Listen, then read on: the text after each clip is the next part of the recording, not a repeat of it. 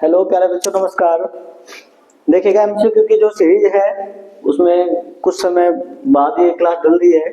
कुछ समस्याएं थी और वो समस्याएं थोड़ा हल हो चुकी है। उसी सीरीज को आगे कंटिन्यू करा जा रहा है इसको।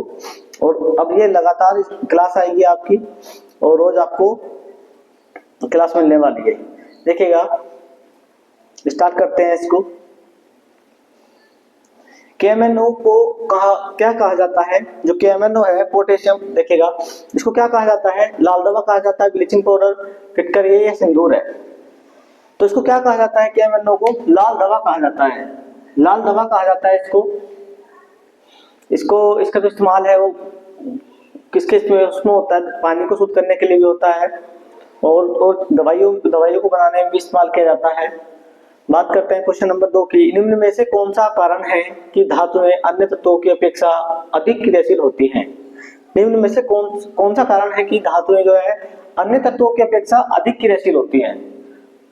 किसके कारण होती है? इलेक्ट्रॉन ग्रहण करने की प्रवृत्ति के कारण, अपूर्ण स्टक का होना, या धातुओं का कठोर होना, या इनमें से कोई नहीं। तो किसके कारण होती है? अपूर्ण स्टक के कारण होती है। किसके कारण होती है? अपूर्ण स्टक का होना। स्टक का कैसा होना? अपूर्ण होना, पूरा नहीं होना।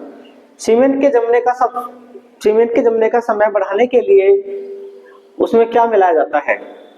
देखो, सीमेंट के जमने का जो समय है उसको बढ़ाने के लिए, जल्दी ना जमे उसके कारण, उसको यानी कि उसका समय बढ़ जाए, उसको मिलाने के लिए क्या मिलाया जाता है? जिप्सम मिलाया जाता है, कैल्शियम कार्बोनेट है, या मैग्नीशियम है, या इनमें से कोई नहीं है। तो जिप्सम को जमने का समय बढ़ाने के लिए क्या मिलाया जाता है? सीमेंट को बढ़ाने के लिए किसको मिलाया जाता है? जिप्सम को। जिप्सम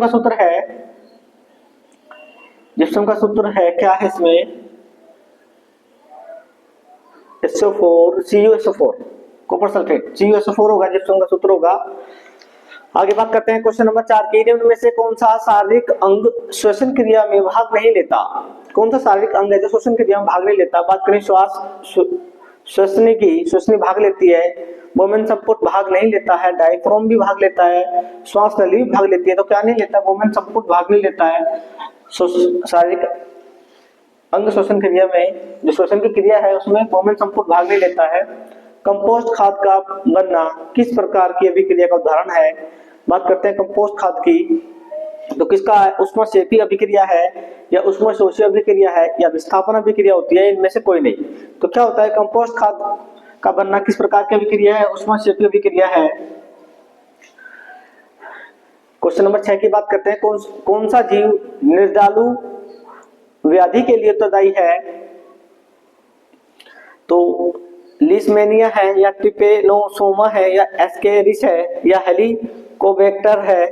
तो ये क्या है? एक तरह का क्या है? प्रोटोजोआ है। और कौन सा होता है? ट्रिपेनोसोमा होता है। कौन सा होता है? ट्रिपेनोसोमा होता है। सीमेंट में कितने प्रतिशत सिलिका SiO2 उपस्थित होता है? कितने परसेंट होता है?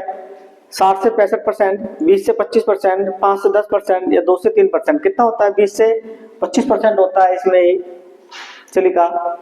जल का अधिकतम घनत्व, जल का जो अधिकतम घनत्व है कितना? 0 डिग्री सेल्सियस है, या 4 डिग्री सेल्सियस, या 100 डिग्री सेल्सियस, या 273 डिग्री सेल्सियस। तो कितना होता है? 4 डिग्री सेल्सियस होता है।